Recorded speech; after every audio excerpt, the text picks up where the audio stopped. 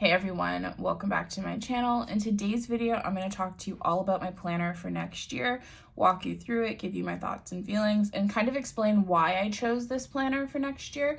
So if that's of any interest to you, I hope you stick around. My name is Jay. On this channel, I tend to create a lot of planner and stationery content. I also do a little bit of makeup stuff and cosmetic stuff because those are two of my passions. I enjoy talking about both of them. If any of that is interesting to you, I hope that you stick around. It'd mean the world to me if you clicked like and subscribe. Okay, so this is my planner for 2025. It is the Hobonichi Cousin. It is a full year planner, and it is the English edition.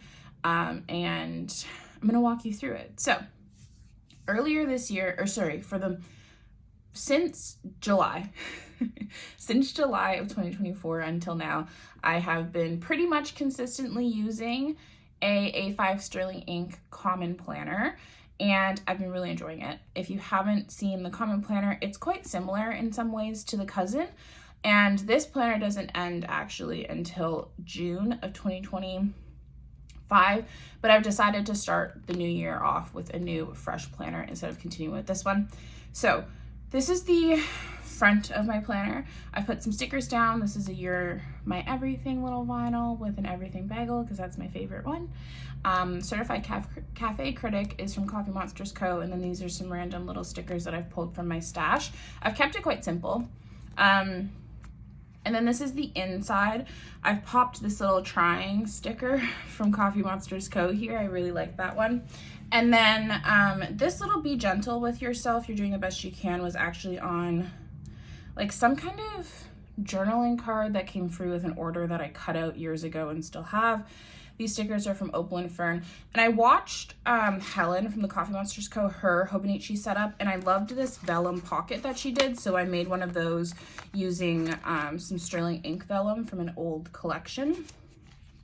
On the back here, I've got another Coffee Monsters Co. vinyl. And then these are some stickers that I think I may include on some of these front pages. This is the yearly collection from Traveler's Notebook. And then these are some vinyl stickers from Stay Home Club that I love. Both of them are really cute. I just don't know exactly how I want to incorporate them yet, so I've just left them in the pocket here. We've got another vinyl. This yearly overview, I'm not sure how I'm gonna use it. I don't know if I'm gonna use it functionally or just use it decoratively. That I haven't figured out yet. I've got a tab here to mark my yearly. I'm going to use this for all health and fitness. So I have blocked off these because in this section here, I'm gonna put my weight. Here, I'm gonna put any sort of workout or intentional movement that I do. Here, I'm planning to put monthly goals. And then down here, I think I'm gonna use it as a health log. Sometimes if I get like recurring headaches or recurring issues with my stomach, I like to jot down the days so that I can try and start to see if there's a correlation between some of those things. So this will just be a nice place to put it throughout the entire year. I've put this little Coffee Monsters Co. washi down here as well. So most of this though won't be able to be filled out until much closer to the actual start of the year. So I've just kind of bare bones set it up like this. And I'm excited about it. I'm glad that like all of my health and wellness stuff can just live on these 2 pages and not really live in and amongst the rest of the planner. It's also gonna keep that data that I'm collecting all together. So I think it's gonna work really well. These are the monthlies. I did purchase the Coffee Monsters Co. monthly kits. Now Canada Post, I'm in Canada, and so is the Coffee Monsters Co. Is also based in Canada, and Canada Post was on strike. So I did go ahead and purchase the monthly kits, but I have a feeling that I won't get the monthly kits until mid-January. That's what I'm going to be using for the entirety of the year to plan out my months, but I don't have them yet and can't do anything with them yet. I also don't have anything planned for the first 2 weeks of January. If something pops up, I'll probably put it on a sticky note until I get those kits in, but I'm not really too fussed about it right now. They did ship, but I just haven't gotten them yet, and I don't think I will for a hot minute because they're going to be dealing with the backlog. But I tabbed up all of the months.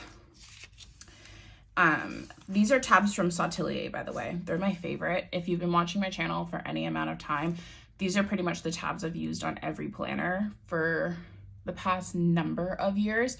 I am a little concerned though because I only have one set left of them and I can't find them anymore. So I'm gonna have to look for them, but I love them. They're like textured, they're thick, they don't budge, they've never come off. I love them.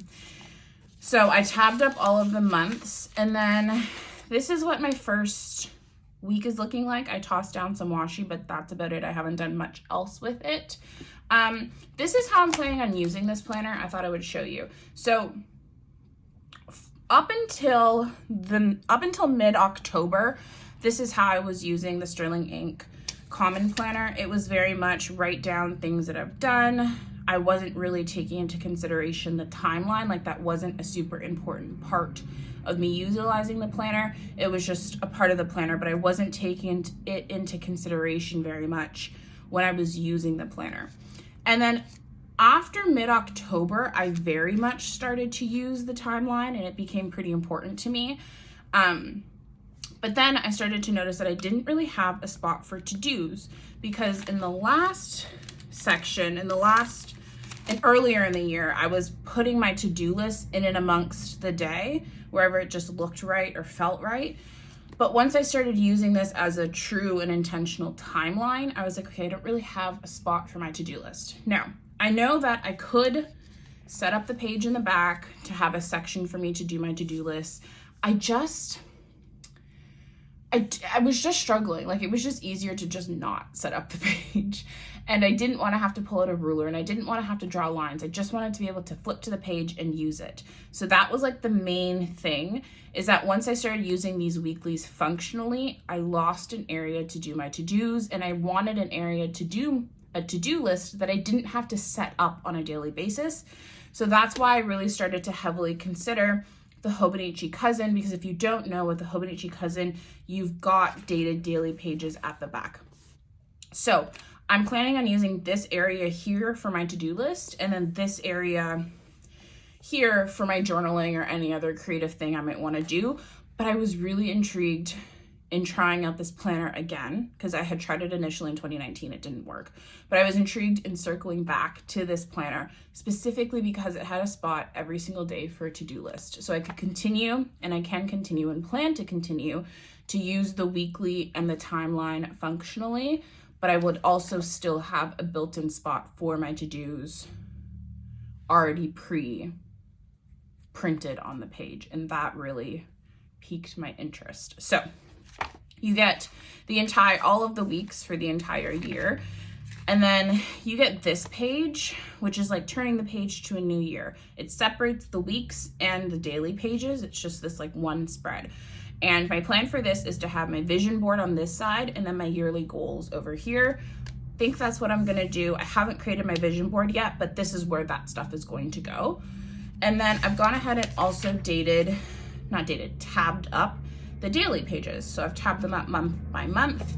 These are also from Satelier.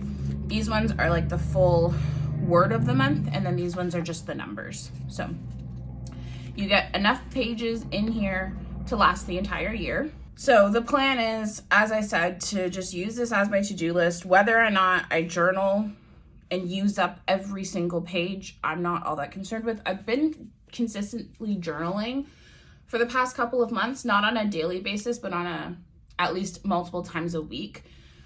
So I don't know if I'll fill up the journaling section of every day, but I'm just happy to have a spot to have my to-dos and also a spot to journal if I choose to do so. The one thing that I haven't figured out what I'm doing is with these monthly pages. So at the start of a new month, you get like a blank page. I don't know what I'm doing with those yet. I might like have it as a spot to collect ephemera throughout the month, or I might figure out a way to use it functionally, but I'm really not all that fussed about it. I don't know. We'll see, but that is the plan. And then at the end of all of the daily, pages, I've got another tab here, which takes you to the notes pages. So I have set up an index because sometimes if I end up making a list that I want to refer back to, I want to know what day I put it on, right? The one thing about having the blank pages is that they're not associated with the day, right? So you could just make a random list of places you wanted to travel, and that is just the list. But because all of the pages in this book are associated with the day, if I make a list like that I might want to refer to in the future, I might want to have a place to like jot down and index where that information is located in this book. Indexes historically have not worked for me. That's why this is a one-page spread. If I use it, I use it. If I don't, I don't, but it's here if I so choose to utilize it. So I just did that. And then this is gonna be my goal setting page, and I'm gonna do it not cloth and paper, common planner style. So let me see, I don't know if I wanna share the one from last year. So the common planner has a very specific way. I think we can do this. The common planner has a very specific way of creating goals. Catherine, who's the creator of it, essentially creates this grid. So these are empty. You fill them in with the categories of the goals that you want to create. And then she has, what are your someday goals in that category? 1 year from now, where do you want to be in that category? Half a year, quarterly, monthly, weekly, daily. And I found this so helpful for creating my goals last year. It was probably the most successful it ever been in the creation of goals, but also in the execution of my goals. So I'm going to recreate this spread in here. I don't know if I'm going to find a way to like print it off or like literally draw all the lines out myself, but the plan is to recreate that here. And then these boxes are going to be for my quarterly goals. And then, so each quarter of the year is going to get a month.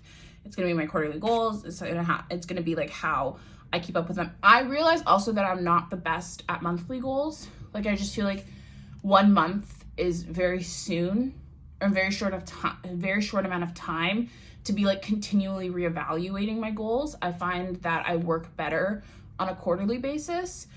So inputting a spot for me to do that quarterly goal planning was really important to me. And then this page is my wish list. I find it very helpful when I want things to put them on a wish list and re-examine those wants at a later date. I find that I make smarter purchases, and I like doing that pen and paper style. So that is my wish list. Here is probably where I'm just going to swatch my Tombow pens.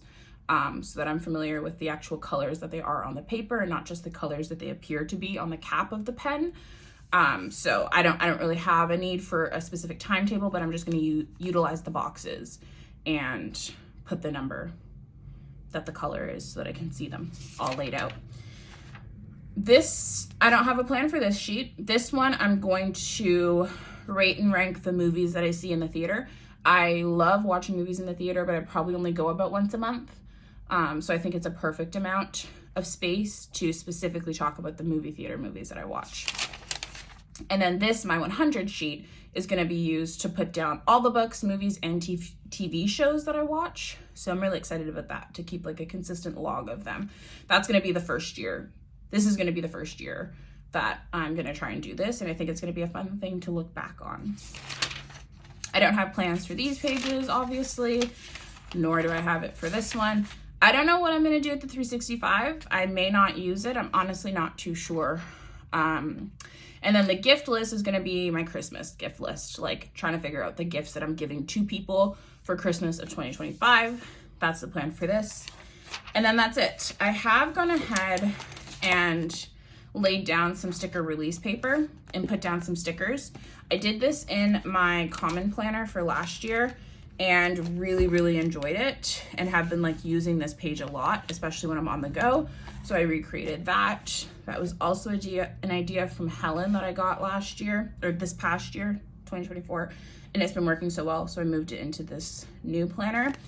And then back here, I've got a sticker pocket from Coffee Monsters Co. and just some stickers that I find myself reaching for quite often. I've got another little vinyl that says Struggle Bus, Hop On from Coffee Monsters Co. I've got the little elastic thing from Hobonichi that allows you to actually close this planner. And then I've got a Normalized Boredom sticker from Worthwhile Paper, because I'm trying to spend more time in my thoughts, in my own head, like not actively being engaged and stimulated by external things, because I find that like that's where new ideas and creativity and stuff really comes from. So I put that on the back of my planner. So that is it. This was a pretty quick video.